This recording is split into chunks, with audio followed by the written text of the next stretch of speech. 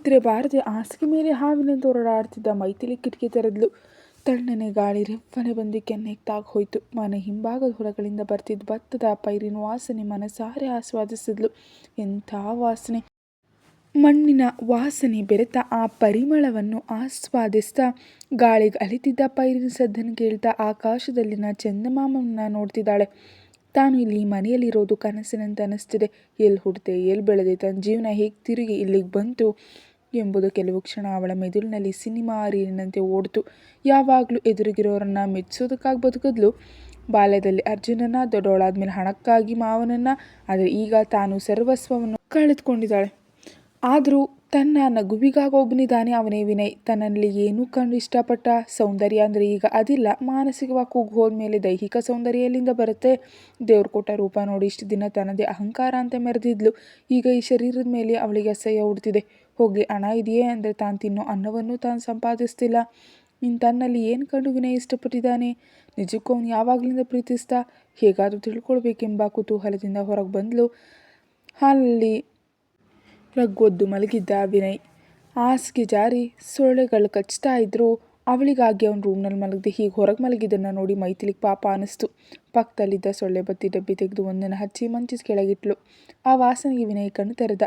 ನಿದ್ದೆ ಮಾಡಲಿಲ್ವ ನೀನು ಅಂತ ಆಶ್ಚರ್ಯದಿಂದ ಮೈಥಿಲಿಯನ್ನು ನೋಡ್ತಾ ಕೇಳ್ದ. ನಿದ್ದೆ ಬರಲಿಲ್ಲ ಅಂತ ತಡಬಡಾಯಿಸಿ ನಿನ್ನ ಜೊತೆ ಮಾತಾಡಬೇಕು ವಿನಯ್ ಅಂದ್ಲು. ಈಗಲೇನಾ? ಬೆಳಿಗ್ಗೆ ಮಾತಾಡೋಣ ಬಿಡು, ಹೋಗಿ ಮಲಗು.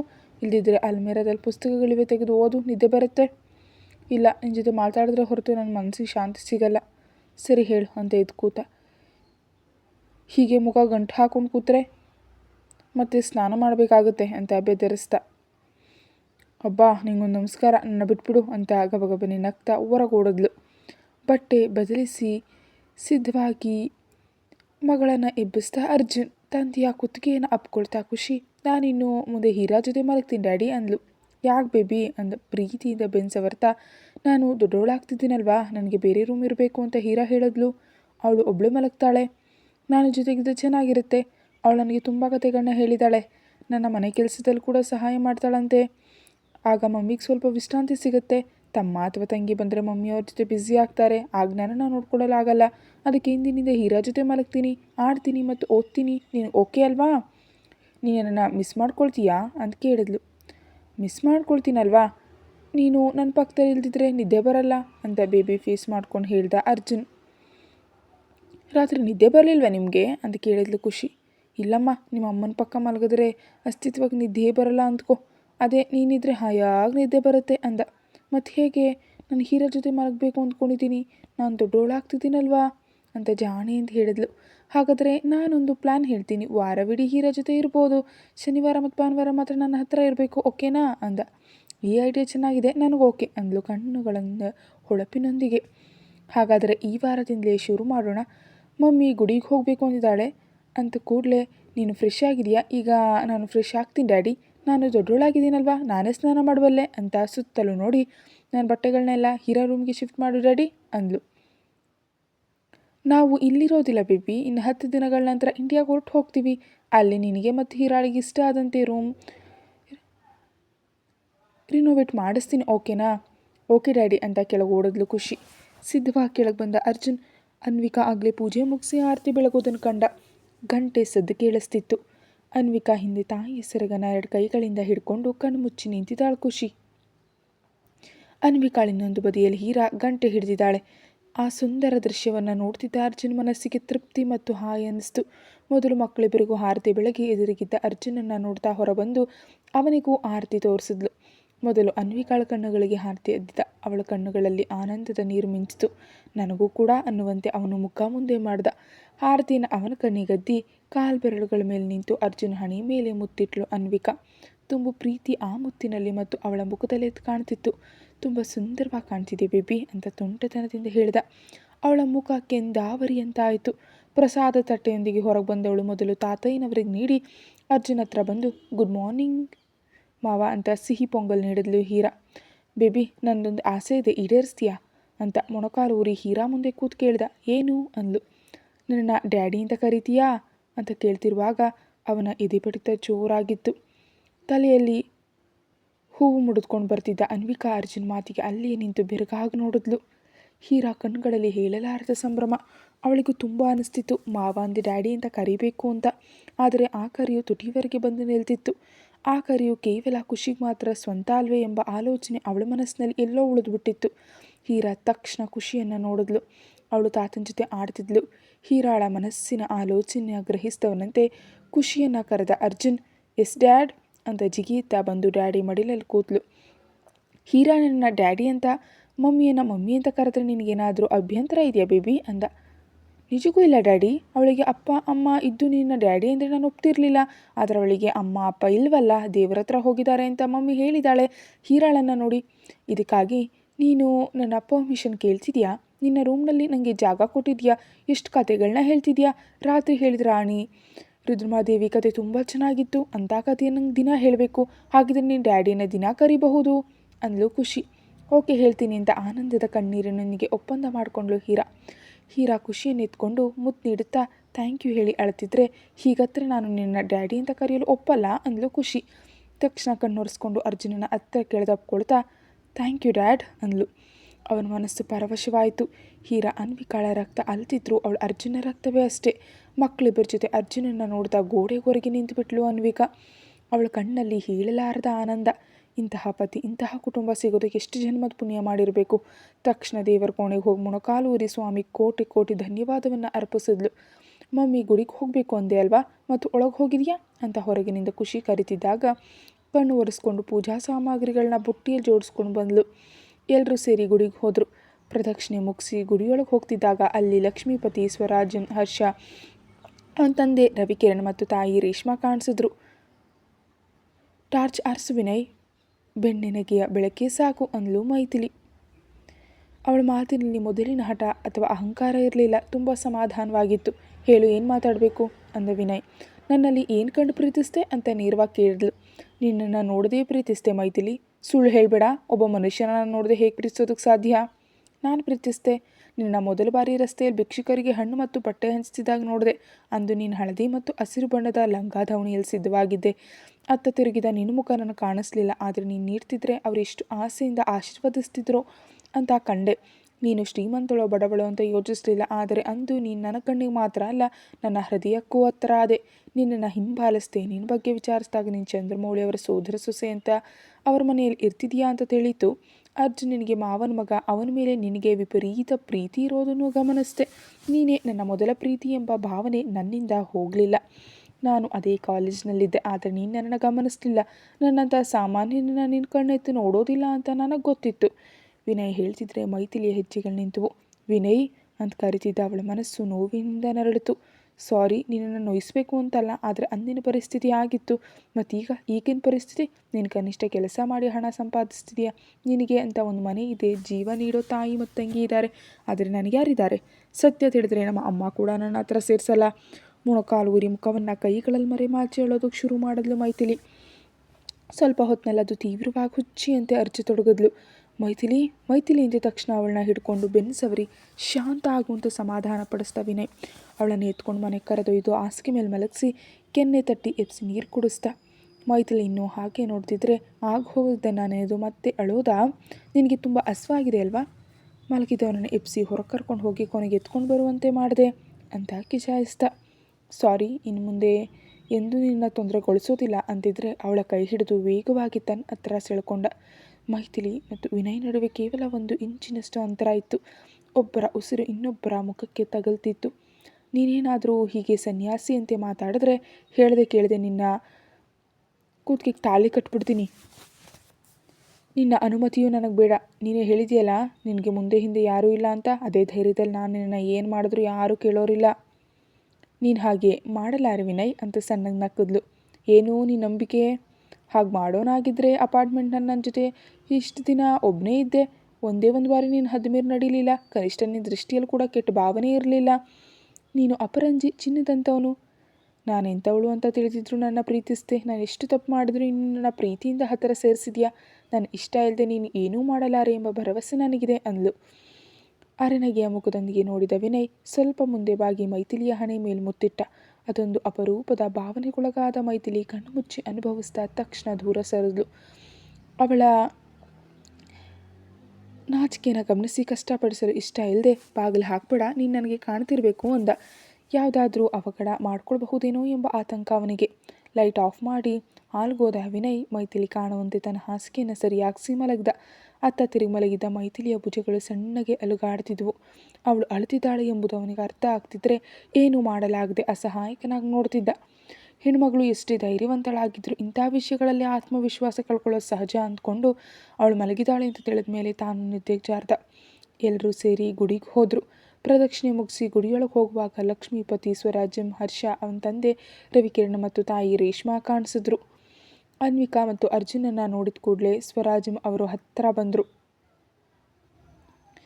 ಅರೆ ಅಂದ್ಕೊಳ್ದೆ ಒಬ್ರಿಗೊಬ್ರು ಹೀಗೂ ಸಿಕ್ಕಿದ್ವಿ, ನೀವು ಬರೋದಿನ ಒಂದು ಮಾತು ಹೇಳಿದ್ರೆ ನಾವೆಲ್ಲರೂ ಸೇರಿ ಬರ್ತಿದ್ವು ಅಲ್ವ ಮಗಳೇ ಅಂತ ಅನ್ವಿಕಾಳ ಕೆನ್ನೆಯನ್ನು ಪ್ರೀತಿಯಿಂದ ಸವರಿದ್ರು. ಅಕಸ್ಮಾತ್ ಆಗಿ ಬಂದ್ವು. ಅಮ್ಮ ಹೇಗಿದ್ದೀರಿ, ಆರೋಗ್ಯ ಹೇಗಿದೆ ಅಂದ್ಲು ಅನ್ವಿಕಾ. ನಿನ್ನೆ ತಾನೇ ನಿನ್ನ ಹತ್ರ ಬಂದಿದ್ದೆ ಅಲ್ವಾ, ನೀನು ಹಾಕಿದ ಊಟಕ್ಕೆ ತುಂಬ ಆರೋಗ್ಯವಾಗಿದ್ದೀನಿ ಅಂತ ಹೇಳ್ತಾ ಅರ್ಜುನ್ ಮತ್ತು ರಾಧಾಕೃಷ್ಣ ಅವರನ್ನು ಮಾತಾಡಿಸಿದ್ರು. ಲಕ್ಷ್ಮೀಪತಿ ಅವರು ಕೂಡ ಬರ್ತಿದ್ದಾಗ ಡ್ಯಾಡಿ ಪೂಜೆ ಮಧ್ಯದಲ್ಲಿ ಎಲ್ಲಿಗೆ ಹೊರಟಿದ್ದೀರಿ ಅಂದ ರವಿಕಿರಣ್. ನನಗೆ ಗೆಳೆಯನಿದ್ದಾನೆ, ವಿಚಾರಿಸಬಾರ್ದೆ ಅಂತ ಅವರು ಹೋದರು. ಅನ್ವಿಕಾ ಮತ್ತು ಅರ್ಜುನನ್ನು ನೋಡ್ತಿದ್ದ ರೇಷ್ಮಾ ಅವ್ರನ್ನ ಎಲ್ಲೂ ನೋಡಿದಂತೆ ಇದೆಯಲ್ಲ ರವಿ ಅಂದ್ಲು. ಅರ್ಜುನ್ ಅಂತ ಯಶಸ್ವಿ ಉದ್ಯಮಿ ಎಂಬುದು ತಿಳಿದಿದ್ದ ರವಿಕಿರಣ್ ಅವಳಿಗೆ ನೆನಪು ಮಾಡಿಕೊಟ್ಟ. ನನಗೆ ಬಿಸ್ನೆಸ್ ಬಗ್ಗೆ ಅಷ್ಟು ಗೊತ್ತಿಲ್ವಲ್ಲ, ಅದಕ್ಕೆ ನೆನಪಿಲ್ಲ. ಮೊನ್ನೆ ಇವರ ಮನೆಗಲ್ವಾ ಅತ್ತೆ ಮಾವ ಹೋಗಿದ್ದು ಅಂತ ನೋಡ್ತಿದ್ದಾನೆ ರವಿಕಿರಣ್. ಹೀರಾಳಿಗಾಗಿ ಹರ್ಷನ್ ತಂಗಿ ಜೊತೆ ಗಲಾಟೆ ಮಾಡ್ಕೊಂಡು ವಿಷಯ ರವಿಕಿರಣಕ್ಕೆ ತಿಳಿದಿತ್ತು. ಹೀರಾ ಸ್ವಲ್ಪ ಆಂಗ್ಲೋ ಇಂಡಿಯನ್ ಹುಡುಗಿಯಂತೆ ಇರೋದನ್ನು ಕಂಡು ಅವನು ಹುಬ್ಬೇರಿಸಿ ನೋಡ್ತಿದ್ದ. ಅವರೆಲ್ಲರೂ ಒಳಗೆ ಬಂದರು. ಪೂಜಾ ಸಾಮಗ್ರಿ ನೀಡಿ ಅರ್ಚನೆಯನ್ನು ಮಾಡಿಸಿದ್ರು. ಅರ್ಜುನ್ ರವಿಕಿರಣ್ ನೋಡಿ ಸಣ್ಣಗೆ ನಕ್ಕ. ಅದೇ ನಗು ಮರಳಿಸಿದ ರವಿಕಿರಣ್. ಪೂಜೆ ನಂತರ ಪ್ರಸಾದ ಪಡೆದು ಎಲ್ಲರೂ ಗುಡಿ ಮಂಟಪದಲ್ಲಿ ಕೂತರು. ಪರಿಚಯಗಳಾದವು. ಉದ್ಯಮಿಗಳಾದ ಅರ್ಜುನ್ ಮತ್ತು ರವಿಕಿರಣ್ ವ್ಯವಹಾರದ ಬಗ್ಗೆ ಮಾತಾಡ್ತಾ ಬೇಗನೆ ಬೆರೆತು ಹೋದರು.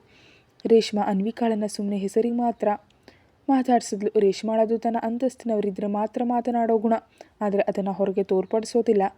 ಲಂಗ ಧಾವಣಿಯಲ್ಲಿ ಮಿಂಚುತ್ತಿದ್ದ ಹೀರಾಳನ್ನು ನೋಡಿ ಹರ್ಷ ನಗ್ತ. ಆದರೆ ಹೀರಾ ಯಾವುದೇ ಪ್ರತಿಕ್ರಿಯೆ ನೀಡಲಿಲ್ಲ. ಖುಷಿ ಓಡ್ ಬಂದು ಅರ್ಶನ್ ಮಡಲಲ್ಲಿ ಕೂತು, ನೀವು ನನಗೆ ನಿಮ್ಮ ಸಿಟಿ ತೋರಿಸ್ತೀರಾ ಅಂತ ಕೇಳಿದ್ಲು. ಯಾಕೆ ತೋರಿಸಲ್ಲ ಏಂಜಲ್, ನೀನು ಬರಬೇಕಷ್ಟೇ, ಎತ್ಕೊಂಡು ತಿರುಗಿಸ್ತೀನಿ, ಯಾವಾಗ ಬರ್ತೀಯಾ? ನೀವು ಯಾವಾಗ ಬಂದು ಕೇಳಿದ್ರು ಡ್ಯಾಡಿ ಕಳಿಸ್ತಾರೆ, ನೀವು ಫ್ರೀನಾ ಅಂತ ಕೇಳಿದ್ಲು. 2 ದಿನದ ನಂತರ ರಜೆ ಇರುತ್ತೆ, ಆದರೆ ನಾವಿಲ್ಲಿ 10 ದಿನ ಮಾತ್ರ ಇರ್ತಿದ್ದೀವಲ್ವಾ, ಮತ್ತು ಇಂಡಿಯಾಗೆ ಹೋಗ್ತೀವಿ. ಅಷ್ಟರೊಳಗೆ ನೀನು ಸಿಟಿ ತೋರಿಸ್ಬೇಕು ಸರಿನಾ ಅಂತ ಎದ್ದು ಅರ್ಜುನ್ ಹತ್ರ ಹೋದ್ಲು. ಹೀರಾ ಇಂಡಿಯಾಕ್ಕೆ ಹೋಗ್ತಿದ್ದಾಳೆ ಅಂತ ತಿಳಿದು ಅರ್ಶನ ಮುಖ ಸಪ್ಪೆಯಾಯಿತು. ಅವ್ರ ಗೆಳೆತನ ಇನ್ನೂ ಮೊದಲ ಹಂತದಲ್ಲಿದ್ದೆ. ಇಲ್ಲ ಇದ್ರೆ ಏನಾದರೂ ನೆಪ ಮಾಡಿಕೊಂಡು ಅವಳ ಜೊತೆ ಮಾತಾಡಬಹುದು, ಸ್ನೇಹ ಬೆಳೆಸಬಹುದು ಅಂದ್ಕೊಂಡಿದ್ದ ಅರ್ಶನಿಗೆ ಇದು ದೊಡ್ಡ ಹೊಡೆತ. ಹೇಗಾದರೂ ಹೀರಾ ಜೊತೆ ಮಾತಾಡಬೇಕು, ತನ್ನ ಬಗ್ಗೆ ಅವಳ ಅಭಿಪ್ರಾಯ ತಿಳಿಯಬೇಕು ಅಂತ ಹರ್ಷ ಹೀರಾಳ ಹತ್ರ ಹೋದ. ಅನ್ವಿಕಾ ಪಕ್ಕದಲ್ಲಿ ಕೂತು ಸ್ವರಾಜ್ಯಂ ಅವ್ರ ಜೊತೆ ಹೀರಾ ಮಾತನಾಡ್ತಾ ಇದ್ಲು. ಮಗಳೇ, ಈ ಕಾಲದಲ್ಲಿ ಹುಡುಗಿಯರ ಉದ್ದನೆಯ ಜಡೆ ನೋಡೋದೇ ಕಷ್ಟ. ನನಗೆ ಅಚ್ಚಗನ್ನಡದ ಹುಡುಗಿ ಅಂದರೆ ತುಂಬ ಇಷ್ಟ. ನನ್ನ ಮೊಮ್ಮಗಳು ಇದ್ದಾರೆ, ಆದರೆ ಅವರಿಗೆ ನಮ್ಮ ಸಂಪ್ರದಾಯಗಳಿಷ್ಟ ಆಗೋದಿಲ್ಲ. ನಾನು ಎಷ್ಟೇ ಪ್ರಯತ್ನಿಸಿದ್ರೂ ಅವ್ರನ್ನ ಬದಲಿಸೋದಕ್ಕಾಗಲಿಲ್ಲ. ನಿನ್ನ ಮೇಲೆ ಅಭಿಮಾನವಿದ್ದಕ್ಕೆ ಹೇಳಿದೆ, ತಪ್ಪಾಗಿ ಭಾವಿಸ್ಬೇಡ ಅಂದರು. ಇಲ್ಲ ಅಮ್ಮ, ನನಗೂ ನಮ್ಮ ಸಂಸ್ಕೃತಿ ಅಂದರೆ ಇಷ್ಟ. ಮಕ್ಕಳಿಗೆ ಸ್ಕೂಲ್ಗೆ ಕಷ್ಟ ಆಗುತ್ತೆ ಅಂತ ಜಡೆ ಕಟ್ ಮಾಡಿಸಿದ್ವು, ಇನ್ನು ಮುಂದೆ ಕಟ್ ಮಾಡಿಸಲ್ಲ ಅಂದ್ಲು ಅನ್ವಿಕಾ. ನನಗೂ ಮಮ್ಮಿ ಅಂತೆ ಲಾಂಗ್ ಹೇರ್ ಅಂದರೆ ತುಂಬ ಇಷ್ಟ, ಡ್ಯಾಡಿಗೂ ಕೂಡ. ಅನ್ವಿಕಾಳ ಲಾಂಗ್ ಹೇರ್ ಅಂದರೆ ಪ್ರಾಣ ಅಂತ ನಗ್ತಾ ಹೇಳಿದ್ಲು ಖುಷಿ. ಅನ್ವಿಕಾಳ ಮುಖದಲ್ಲಿ ನಾಚಿಕೆ ತುಂಬಿತು. ಅವ್ರು ನಗ್ನಗ್ತಿದ್ದ ಮಾತುಗಳ ದೂರದಲ್ಲಿ ನಿಂತ ರೇಷ್ಮಾಗೆ ಇಷ್ಟ ಆಗಲಿಲ್ಲ. ಅತ್ತೆಯವರು ತನ್ನ ಜೊತೆ ಇಂದು ಎಷ್ಟು ಆಪ್ತವಾಗಿ ಯಾವತ್ತೂ ಮಾತಾಡಿದ್ದಿಲ್ಲ. ಅಂಥದ್ದು ಪರಿಚಯವೇ ಇಲ್ಲದ ಅನ್ವಿಕಾ ಜೊತೆ ಎಷ್ಟು ಹತ್ತಿರವಾಗಿದೆಯಾಕೆ? ಅತ್ತೆಯವರೇ ಹೊರಡೋಣವಾ, ಆಫೀಸ್ ಸಮಯ ಆಗ್ತಿದೆ ಅಂತ ಬಂದ್ಲು. ಮತ್ತು ಈ ಅವಕಾಶ ಸಿಗುತ್ತೋ ಇಲ್ವೋ, ಇವರು ಇಂಡಿಯಾಕ್ಕೆ ಹೋಗ್ತಿದ್ದಾರಂತೆ, ಮತ್ತು ಯಾವಾಗ ಕಾಣ್ತೀವೋ ಅಂತ ಮಾತಾಡ್ತಿದ್ವು ಅಂದರು. ನಮಗೆ ನಿಮ್ಮಂತೆ ಕೆಲಸ ಇಲ್ಲದೆ ಅರಟೆ ಹೊಡೆಯೋ ಸಮಯ ಎಲ್ಲಿದೆ ಅತ್ತೆಯವರೇ ಅಂತ ಹೇಳಿ ತನ್ನ ಪತಿ ಹತ್ರ ಹೋದ್ಲು. ಮಗನಿಗೆ ಅನ್ವಿಕಾ ಬಗ್ಗೆ ಹೇಳ್ತಾ, ಅವಳು ಪ್ರತಿಯೊಂದು ನಿಮಿಷವನ್ನು ಹಣದೊಂದಿಗೆ ಅಳಿತಾಳೆ, ಆದರೆ ನಮಗೆ ಇಷ್ಟವಾದವ್ರ ಜೊತೆ ಕಳೆಯೋ ಆನಂದದ ಕ್ಷಣಗಳು ಅಮೂಲ್ಯ ಅಂತ ಅವಳಿಗೆ ಗೊತ್ತಿಲ್ಲ. ಯಾವಾಗಲೂ ಹಣ ಹಣ, ಮಗ ನನ್ನ ಮಾತು ಕೇಳ್ತಾನೆ, ಆದ್ದರಿಂದ ಇಷ್ಟ ಆದರೂ ನಮ್ಮ ಜೊತೆ ಇದ್ದಾಳೆ, ಇಲ್ದಿದ್ರೆ ಮಕ್ಕಳನ್ನು ಕರ್ಕೊಂಡು ಹೋಗ್ಬಿಡ್ತಿದ್ಲು. ನಮ್ಮ ಬೆಳೆಸುವಿಕೆಯಲ್ಲಿ ನಮಗೆ ಸಮಾಧಾನ ಎಂದರೆ ಮಗ ನಮ್ಮ ಮಾತು ಕೇಳ್ತಿದ್ದಾನೆ ಎಂಬುದೊಂದೇ. ನೋಡು, ಸ್ವಲ್ಪವೂ ನಯವಿಲ್ಲ ಅವಳ ಮಾತುಗಳಲ್ಲಿ. ಮನೆಯಲ್ಲಿ ಮಕ್ಕಳನ್ನು ಬೆಳೆಸ್ತಾ ಸಂಸಾರ ನೋಡ್ಕೊಳ್ಳೋ ಹೆಣ್ಣುಮಕ್ಕಳು ಅಂದರೆ ಅವಳಿಗೆ ಕೀಳರಿಮೆ. ಅವಳೇನೋ ಜಗತ್ತನ್ನು ಆಳ್ತಿದ್ದಾಳೆ ಎಂಬ ಅಹಂಕಾರ. ಮಕ್ಕಳನ್ನು ಕೂಡ ಪ್ರವಾಸಗಳಿಗೆ ಕರೆದೊಯ್ದು ಹಾಳು ಮಾಡ್ತಿದ್ದಾಳೆ. ಅವ್ರು ತಿಂಗಳಲ್ಲಿ 4 ದಿನ ಕೂಡ ಸ್ಕೂಲಿಗೆ ಹೋಗೋದಿಲ್ಲ. ಸ್ವರಾಜ್ಯಂ ಅವರ ಸೊಸೆ ಬಗ್ಗೆ ನೋವಿನಿಂದ ಹೇಳ್ತಿದ್ರೆ ಅನ್ವಿಕಾ ಸುಮ್ಮನಿದ್ಲು. ಎಲ್ಲರೂ ಒಂದೇ ರೀತಿಯಲ್ಲಿ ಇರೋದಿಲ್ಲ ಅಮ್ಮ, ಯಾರ ಬುದ್ಧಿ ಹೇಗಿರುತ್ತೋ ಅವರದ್ದು. ಅವಳಿಗೆ ಹಣ ಗಳಿಸಿ ದೊಡ್ಡವಳು ಅನ್ನಿಸ್ಕೊಳ್ಳೋದಿಷ್ಟ, ನಮ್ಮ ಮನೆಯಲ್ಲಿ ಪತಿ ಮಕ್ಕಳನ್ನು ಚೆನ್ನಾಗಿ ನೋಡ್ಕೊಳ್ಳೋದಿಷ್ಟ. ಅದು ಅವರ ಅಭಿಪ್ರಾಯ, ಇದು ನಮ್ಮದು. ಅದಕ್ಕಾಗಿ ನೀವು ಬೇಸರ ಪಡೋ ಅಗತ್ಯ ಇಲ್ಲ. ನಾವು ಮಾಡ್ತಿರೋ ಕೆಲಸ ನಮಗಿಷ್ಟ ಇದ್ರೆ ಯಾರು ಏನೇ ಅಂದರೂ ನೋವಾಗಲ್ಲ. ಅನ್ವಿಕಾಳ ಮಾತಿಗೆ ಸ್ವರಾಜ್ಮ ಅವಳು ಕೆನ್ನೆ ಸವರಿದ್ರು. ಅರ್ಜುನ್ ಬಂದು ಹೊರಡೋಣವಾ ಅಂದ. ಮತ್ತು ಯಾವಾಗ ಸಿಗ್ತೀರಾ ಅಂತ ಕೇಳಿದಾಗ ಸಮಯ ನೋಡ್ಕೊಂಡು ಬರ್ತೀವಿ, ಕೆಲವು ಕೆಲಸಗಳಿವೆ ಅಂದ. ಅವ್ರಿಗೆ ಹೇಳಿ ಹೊರಡುವಾಗ ಹೀರಾ ಅಲ್ಲಿರಲಿಲ್ಲ. ಕಾರ್ ಹತ್ರ ಬಂದಾಗ ಅನ್ವಿಕಾ ಗಮನಿಸಿ ಗುಡಿಯಲ್ಲಿ ಇದ್ದಾಳೆ ಅಂತ ಹುಡುಕೊಂಡು ಹೋದ್ಲು. ಅಷ್ಟರಲ್ಲೇ ರವಿಕಿರಣ ಅವರು ಕೂಡ ಹೊರಗೆ ಬಂದಿದ್ರು. ಗುಡಿ ಮಂಟಪದ ಹಿಂದೆ ಹೀರಾ ಜೊತೆ ಹರ್ಷ ಮಾತನಾಡ್ತಿದ್ದ. ಪ್ಲೀಸ್ ಹೀರಾ, ಅಲ್ಲಿಗೆ ಹೋದ್ಮೇಲೆ ನಿನ್ನ ಕಾಂಟ್ಯಾಕ್ಟ್ ಮಾಡಬೇಕು, ನಿನ್ನ ನಂಬರ್ ಕೊಡು ಅಂದ. ನನ್ನ ಹತ್ರ ಫೋನ್ ಇಲ್ಲ ಹರ್ಷ, ಆದರೂ ನನ್ನ ಹತ್ರ ಮಾತನಾಡುವಂಥ ಅಷ್ಟು ಮುಖ್ಯವಾದ ವಿಷಯಗಳು ಏನಿರುತ್ತವೆ ಅಷ್ಟೇನಾ? ಇನ್ನು ನಮ್ಮ ಗೆಳೆತನ ಇಲ್ಲಿ ಮುಗೀತಾ? ಗೆಳೆತನ ಅಂದರೆ ದಿನವಿಡೀ ಫೋನಲ್ಲಿ ಮಾತನಾಡೋದು, ಹೊರಗೆ ತಿರುಗೋದು ಮಾತ್ರ ಅಲ್ಲ. ದೂರ ಇದ್ದರೂ ನಮ್ಮದು ಸ್ನೇಹವಾಗೇ ಇರುತ್ತೆ. ನಿಮ್ಮನೆಯವರು ನಿನಗೆ ಪೂರ್ತಿ ವಿರೋಧವಾಗಿದ್ದಾರೆ. ಮುಖ್ಯವಾಗಿ ನಿಮ್ಮ ಮಮ್ಮಿ ಮತ್ತು ತಂಗಿ. ಅವರಿಗೆ ಇಷ್ಟ ಇಲ್ಲದ ಕೆಲಸ ಮಾಡಿ ನೋವು ಕೊಡಬೇಡ ಪ್ಲೀಸ್. ಇಲ್ಲಿಗೆ ನನ್ನನ್ನು ಮರೆತುಬಿಡು, ಆಗಲೇ ನೀನು ಖುಷಿಯಾಗಿರೋದಕ್ಕೆ ಸಾಧ್ಯ. ಹಳೆಯದನ್ನು ನೆನೆದು ಬೇಸರ ಪಡಬೇಡ, ಬಾಯ್ ಅಂತ ಹೇಳಿ ತಿರುಗಿದಾಗ ಅನ್ವಿಕಾ ಎದುರಾದ್ಲು. ಎಲ್ಲಿಗೆ ಹೋಗಿದೆ ಈರಾ ಅನ್ನುತ್ತಾ. ಪ್ರದಕ್ಷಿಣೆ ಮಾಡ್ತಿದ್ದೆ ಅನ್ವಿಕಮ್ಮ ಅಂತ ಅವಳ ಕೈ ಹಿಡಿದು ಹೊರಗೆ ಬಂದ್ಲು. ಹರ್ಷ ಅಲ್ಲೇ ನಿಂತು ದೂರ ಹೋಗ್ತಾ ಇರೋ ಹೀರಾಳನ್ನು ನೋಡ್ತಾ ನಿಂತ. ಗಾರ್ಡನ್ ಏರಿಯಾದಲ್ಲಿ ಖುಷಿ ತನ್ನ ಸೈಕಲ್ ತುಳಿತಿದ್ದಾಗ ಬ್ರೌನಿ ಅವಳನ್ನು ಜಾಗರೂಕತೆಯಿಂದ ಗಮನಿಸ್ತಾ ಹಿಂದೆಯೇ ಹೋಗ್ತಿತ್ತು. ಸ್ವಲ್ಪ ದೂರದಲ್ಲಿ ಬೆಂಚ್ ಮೇಲೆ ಕುಳಿತಿದ್ದ ಹೀರಾಳನ್ನು ಬಾಲ್ಕನಿಯಿಂದ ಅನ್ವಿಕಾ ಕರೆದ್ಲು. ಆದರೆ ಅವಳು ಕೇಳಿಸ್ಕೊಳ್ಳಿಲ್ಲ. ಯಾಕೆ ಮಗು ಹೀಗಿದೆ ಅಂತ ಕೆಳಗೆ ಬಂದು ಹೀರಾ ಪಕ್ಕ ಕೂತು ಅವಳನ್ನ ನೋಡಿದ್ಲು ಅನ್ವಿಕಾ. ಅವಳ ಮುಖವನ್ನು ನೋಡಿದ್ರೆ ಈ ಲೋಕದಲ್ಲೇ ಇಲ್ಲದಂತೆ ಯಾವುದೋ ಆಲೋಚನೆಯಲ್ಲಿದ್ದಾಳೆ ಅಂತ ಅನ್ವಿಕಾಳಿಗೆ ತಿಳಿತು. ಭುಜದ ಮೇಲೆ ಕೈ ಇಟ್ಟು, ಏನಾಯಿತು ಪುಟ, ಯಾಕೆ ಇಷ್ಟೊಂದು ಆಲೋಚನೆ ಮಾಡ್ತಿದ್ಯಾ, ಕರೆದ್ರೂ ಕೇಳಿಸ್ತಿಲ್ವಾ ಅಂತ ಪ್ರೀತಿಯಿಂದ ಕೇಳಿದ್ಲು. ಅನ್ವಿಕಾಳ ಭುಜದ ಮೇಲೆ ತಲೆ ಇಟ್ಟು, ಅಪ್ಪ ಅಮ್ಮ ಇಲ್ಲದಿರೋದು ನನ್ನ ತಪ್ಪ ಅನ್ವಿಕಮ್ಮ ಅಂತ ಮೆಲ್ಲ ಕೇಳಿದ್ಲು. ನಾವು ಅಪ್ಪ ಅಮ್ಮನ ಪ್ರೀತಿ ನಿನಗೆ ಕೊಡ್ತಿಲ್ವಾ ಹೀರಾ ಬಂಗಾರ? ನಮ್ಮ ಪ್ರೀತಿಯಲ್ಲಿ ಏನಾದರೂ ಕೊರತೆ ಇದೆಯಾ? ಇಲ್ಲ ಅನ್ವಿಕಾ, ನಾನು ಹಾಗೆ ಹೇಳಲಿಲ್ಲ ಅಂತ ಹೀರಾ ಕಣ್ಣುಗಳಲ್ಲಿ ನೀರು ತುಂಬಿತು. ಸಾರಿ ಅನ್ವಿಕಮ್ಮ, ನನ್ನ ಉದ್ದೇಶ ಅದಲ್ಲ. ನೀನು ಅಮ್ಮನ ಪ್ರೀತಿಯ ರುಚಿ ತೋರಿಸಿದೀಯಾ, ಆದರೆ ಆ ಪ್ರೀತಿ ಯಾರ ಕಣ್ಣಿಗೂ ಕಾಣಲ್ಲ ಅಲ್ವಾ? ತಾಯಿ ಬೈದರು ಹೊಡೆದ್ರು ಅವಳ ತಾಯಿಯೇ ಅಲ್ವಾ? ನನಗೆ ಅಪ್ಪ ಅಮ್ಮ ಇಲ್ಲ ಅಂತ ಕೆಲವರು ಅಂದ ಮಾತುಗಳ ನೆನಪಾಗಿ ಕೇಳಿದೆ ಅಷ್ಟೇ. ನಿನ್ನ ಮೇಲೆ ಮತ್ತು ಡ್ಯಾಡಿ ಮೇಲೆ ನನಗೆ ಯಾವುದೇ ದೂರಿಲ್ಲ. ಐ ಆಮ್ ಸಾರಿ ಅಂತ ಅನ್ವಿಕಾಳ ಮಡಲಲ್ಲಿ ತಲೆ ಇಟ್ಕೊಂಡ್ಳು. ನೀನು ತುಂಬ ಅದೃಷ್ಟವಂತೆ ಹೀರಾ, ಪ್ರಾಣ ನೀಡೋ ಅಪ್ಪನಿದ್ದಾನೆ. ಆದರೆ ನಾನು ಕಣ್ಬಿಟ್ಟಾಗ ಅಪ್ಪ ಅಮ್ಮ ಹೇಗಿರ್ತಾರೆ ಎಂಬ ಜ್ಞಾನ ಕೂಡ ನನಗಿರಲಿಲ್ಲ. ಹೆಣ್ಮಕ್ಳಿಗೆ ಅಪ್ಪ ಅಮ್ಮ ಇಲ್ದಿದ್ರೆ, ತನ್ನದು ಎನ್ನೋ ಮನೆ ಇಲ್ದಿದ್ರೆ ಅದು ನರಕ ಅಂತ ನಾನು ಅನುಭವಿಸಿದ್ದೀನಿ. ಆದರೂ ನಾನು ಬೇಸರ ಪಡಲಿಲ್ಲ, ದೇವರು ನನಗೆ ಧೈರ್ಯ ಕೊಟ್ಟಿದ್ದ ಅಂತ ಅನ್ವಿಕಾ ಹೇಳ್ತಿದ್ರೆ ಹೀರಾ ತನ್ನ ನೋವನ್ನು ಮರೆತು ಅನ್ವಿಕಾ ಕೂಡ ಅನಾಥೆ ಎಂಬುದನ್ನು ನೆನಪಿಸ್ಕೊಂಡ್ಳು. ನಮ್ಮ ಅನಾಥ ಆಶ್ರಮದಲ್ಲಿ ಪುಟ್ಟ ರಾಮ ಮಂದಿರ ಇತ್ತು. ದಿನ ಅಲ್ಲಿ ಹೋಗಿ ಪ್ರಾರ್ಥನೆ ಮಾಡ್ತಿದ್ದೆ, ಎಂಥ ಕಷ್ಟ ಬಂದರೂ ಎದುರಿಸೋ ಶಕ್ತಿ ಕೊಡು ಸ್ವಾಮಿ ಅಂತ. ಆದರೆ ಆ ದೇವರು ನನ್ನ ಪ್ರಾರ್ಥನೆ ಕೇಳಿ ಅಷ್ಟೊಂದು ಒಳ್ಳೆ ಗುಣ ಇರೋ ವ್ಯಕ್ತಿಯನ್ನು ಪತಿಯಾಗಿ ಕೊಡ್ತಾರೆ ಅಂತ ನಾನು ಕನಸಿನಲ್ಲೂ ಅಂದ್ಕೊಂಡಿರಲಿಲ್ಲ. ನಿಮ್ಮ ಡ್ಯಾಡಿ ನಂಗೆ ಸಿಕ್ಕುವರ, ಅವ್ರ ಮೂಲಕ ನೀನು ಮತ್ತು ಖುಷಿ ಸಿಕ್ಕಿದ್ದು ನನ್ನ ಅದೃಷ್ಟ. ಖುಷಿಯನ್ನಾದರೂ ಹಿಂದೆ ಆಗ್ತೀನಿ ಅಷ್ಟೇ. ಆದರೆ ಹೀರಾ, ನಿನಗೆ ನನ್ನ ಪ್ರಾಣ ಇರೋವರೆಗೂ ಯಾವುದೇ ತೊಂದರೆ ಆಗದಂತೆ ನೋಡ್ಕೊಳ್ತೀನಿ ಅಂದ್ಲು ಅನ್ವಿಕಾ. ಹೀರಾ ತಕ್ಷಣ, ಇಲ್ಲ ಅನ್ವಿಕಾ, ನಿನ್ನ ಪ್ರೀತಿಯನ್ನು ನೀನು ಕಡಿಮೆ ಅಂದ್ಕೊಳ್ಬೇಡ, ನಾನು ನಿನ್ನನ್ನು ನೋಯಿಸ್ತೆ ಅಂತ ಹೇಳ್ತಿರುವಾಗ ಅನ್ವಿಕಾ ಕಣ್ಣು ಒರೆಸಿದ್ಲು. ಮತ್ತು ಯಾಕಿಷ್ಟು ಬೇಸರ, ಯಾವುದ್ರ ಬಗ್ಗೆ ಆಲೋಚನೆ ಅಂತ ಕೇಳಿದ್ಲು.